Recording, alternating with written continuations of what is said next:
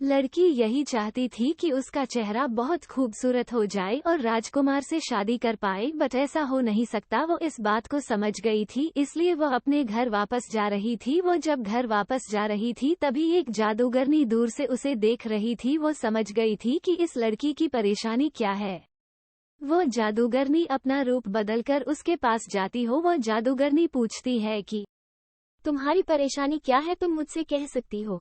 वो लड़की उसे देखती हो और कहती है कि मुझे राजकुमार से शादी करनी है, बट तुम तो देखे सकती हो कि राजकुमार मुझे पसंद नहीं करेंगे, इसलिए मैं अपना चेहरा खूबसूरत बनाना चाहती हूँ, बट ये हो नहीं सकता, इसलिए मैं उदास हूँ। जादूगरनी ने कहा कि ऐसा नहीं हो सकता, मैं तुम्हारा चेहरा बहुत खूबसूरत बना दूंगी जिससे कि तुम्हें राजकुमार से शादी करने से कोई रोक नहीं सकता। वो लड़की जादूगरनी की ओर देखती है। वह कहते कि तुम ऐसा कैसे कर सकती हो, मुझे तो इस बात पर यकीन नहीं हो रहा है।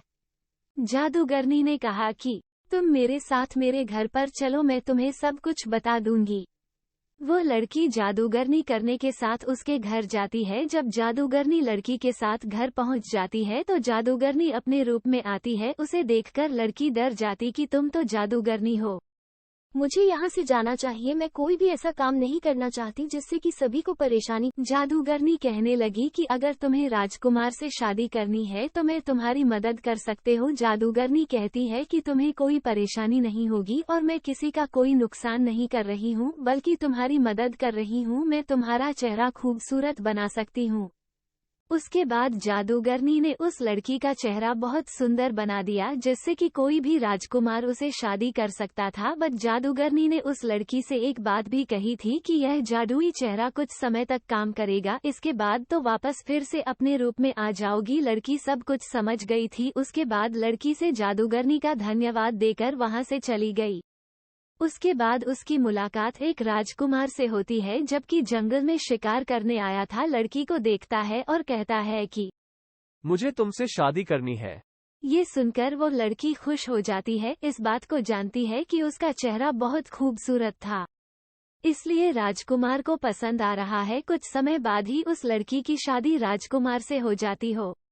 वह राजकुमारी बन जाती है, बट अगले दिन ही उसका चेहरा अपने रूप में वापस आ जाता है। वह समझ आती है कि मेरा चेहरा खूबसूरत नहीं रहा, शायद राजकुमार मुझे पसंद नहीं करेंगे और यहाँ से निकाल देंगे, मेरी किस्मत बहुत खराब हो चुकी है।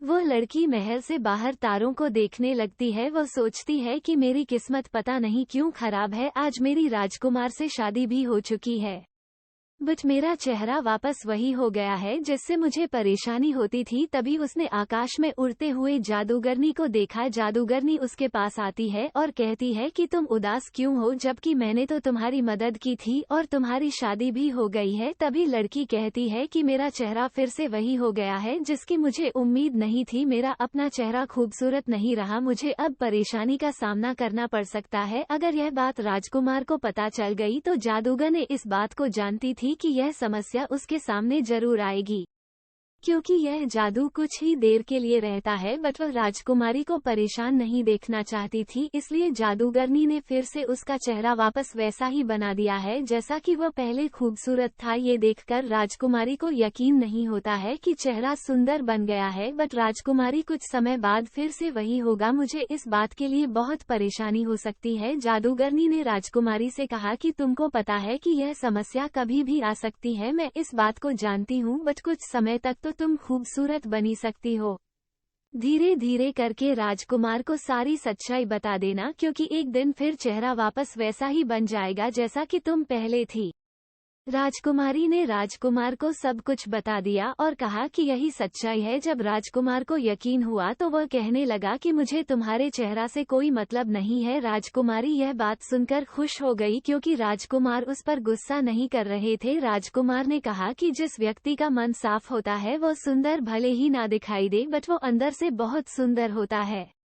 तुमने मुझे सच्चाई बता दी, बट मुझे इस बात का हमेशा गम रहेगा कि तुमने शादी करने से पहले यह बात मुझे नहीं बताई थी। राजकुमारी ने इसके लिए क्षमा मांग ली और फिर से राजकुमार और राजकुमारी साथ में रहने लगे। अब उनके सामने कोई समस्या नहीं थी, राजकुमारी को किसी बात का डर नहीं था। ये कहानी हमें ही बताती है कि जीवन में जो भी काम करना है हमेशा सही चाहिए, आपको हमेशा सच बता देना चाहिए, जिससे कि आने वाले जीवन में कोई परेशानी ना हो। अगर आपको ये जादुई चेहरा राजकुमारी की कहानी पसंद आया तो आगे भी शेयर करें, कमेंट करके हमें बताएं। ये जादूगर महल के अंदर जाना चाहता था जिससे वो राजा का सारा धन ले सकता था, मगर अभी वो जादूगर इस काम में कामयाब नहीं हो पाया था।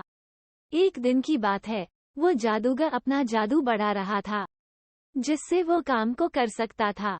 उसे वो शक्ति मिल जाती है जिससे वो अपना चेहरा बदल सकता था। वो अब अपने जादुई चेहरा से महल के अंदर जा सकता था।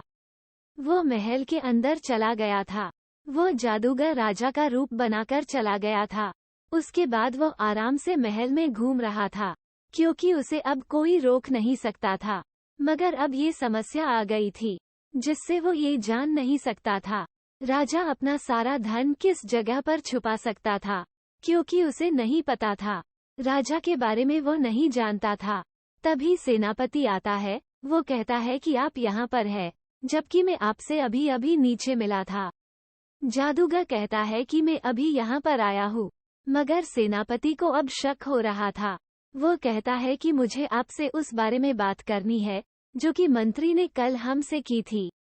वो जादूगर इस बात को नहीं जानता था क्योंकि वह तो अभी अभी महल आया है, मगर वह कहता है कि अभी मुझे काम है, हम इस बारे में शाम को बात करते हैं।